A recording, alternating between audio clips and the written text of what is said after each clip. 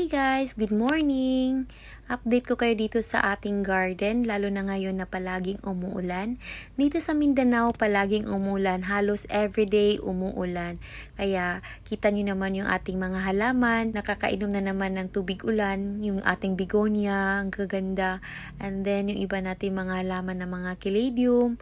Hi, kumukutik-kutitap na yung kanilang mga colors ngayon at saka lumalaki yung mga dahon ng ating mga caladium. Gustong-gusto talaga nila na nauulanan kaya napakaganda ng kanilang mga foliage ngayon. Kaya isa sila sa mga gustong-gusto kong alagaan ng mga halaman, yung ating mga caladium. Kahit minsan dormant sila pero pag once na nag-bloom sila, ayan, ang gaganda talaga nila. Kaya yung mga ating aglaonimas ayaw nila na palaging basa, kaya nakalagay sila doon sa may filtered sunlight na may net at saka may cellophane.